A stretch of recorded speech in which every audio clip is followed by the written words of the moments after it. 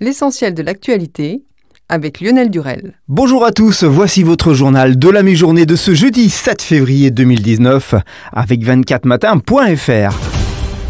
L'Allemagne restreint l'exploitation par Facebook des données de ses utilisateurs. En effet, le gendarme allemand de la concurrence a interdit ce jour à Facebook de rattacher d'office au profil de ses utilisateurs les données collectées principalement sur ses filiales WhatsApp et Instagram. Pour limiter l'exploitation de ces informations personnelles par le géant américain, Facebook ne peut plus contraindre ses utilisateurs à accepter une collecte quasiment illimitée de leurs données via des sites tiers qui placent le groupe en position dominante, a résumé le patron de l'Office anticartel allemand lors d'une conférence de presse. Emmanuel Macron rencontre aujourd'hui en Bourgogne 1 millier de jeunes pour discuter études, emploi et citoyenneté dans le cadre du grand débat qui s'est jusqu'à présent peu penché sur les problèmes de la jeunesse. Le gouvernement cherche à tout prix à intéresser les jeunes au grand débat qui mobilise jusqu'à présent surtout les seniors.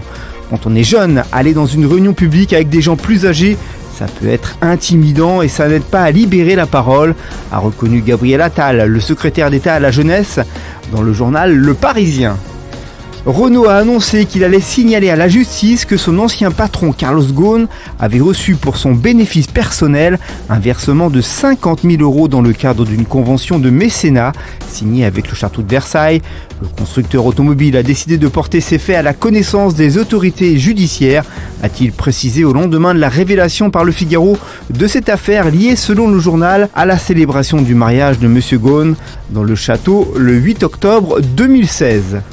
La ministre de la Santé Agnès Buzyn va recevoir des représentants de la Société française d'ophtalmologie qui s'alarment des blessures oculaires lors des manifestations de Gilets jaunes, a-t-elle indiqué dans une tribune. Le journaliste Eddie Plenel, l'écrivaine Annie Ernaux, l'acteur Swan Arlo, des syndicalistes, des sociologues s'indignent des blessures parfois irréversibles, causées notamment par l'utilisation de lanceurs de balles de défense, les fameux LBD, et se disent choqués par le silence de l'administration de la santé publique. En bref, et dans le reste de l'actualité, un corps a été récupéré dans l'épave de l'avion transportant le footballeur argentin Emiliano Sala, disparu des radars le 21 janvier au-dessus de la Manche, a annoncé mercredi soir le bureau d'enquête britannique sur les accidents aériens.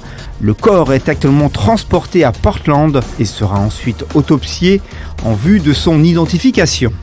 À Pont-de-Mer, dans l'Eure, une femme d'une quarantaine d'années a porté plainte pour escroquerie et chantage. Pendant 8 mois, elle pensait discuter avec le chanteur Amir sur le net, alors qu'il s'agissait d'un escroc qui lui demandait argent et photos dénudées. Le ou les personnes à l'origine de cette escroquerie risquent 5 ans de prison et un maximum de 400 000 € d'amende.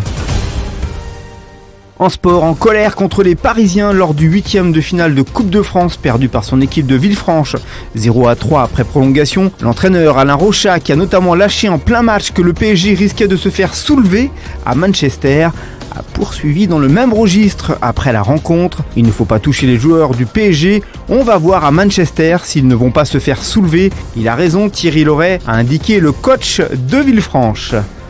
Alors qu'il disputait sur son parquet un match avec Dallas face à Charlotte 99-93 en NBA, Harrison Barnes a appris mercredi soir que son transfert vers Sacramento était officialisé. L'ailier américain de 26 ans s'est engagé jusqu'en 2020 avec les Kings, et ce alors que le marché des transferts se clôture ce jeudi à 21h heure française.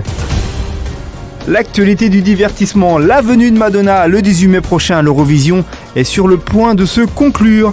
La star mondiale devrait paraffer son contrat avec un très gros cachet puisque sa venue se négocie pour la somme de 1,5 million de dollars selon le site israélien Mako. Pour ce montant, la mégastar chantera 2 titres sur scène. On conclut ce journal avec votre météo de demain vendredi. Le temps est gris avec de rares averses au nord de la Seine. On observe un dégradé nuageux du nord au sud.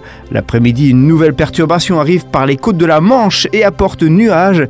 Et puis parfois modéré, le vent de sud-ouest se renforce sur son passage. Côté température, le matin, il fera de 2 degrés à Montélimar, à 10 pour Brest, 8 pour Paris, 6 à Lille, 7 à Nice et Biarritz. Merci d'avoir suivi ce Flash Info. L'actu continue sur 24matin.fr et sur nos applications. On se donne rendez-vous à 19h30 pour les 5 infos immanquables du jour sur notre site. Bon après-midi à tous, à vendredi 13h pour un tout nouveau journal.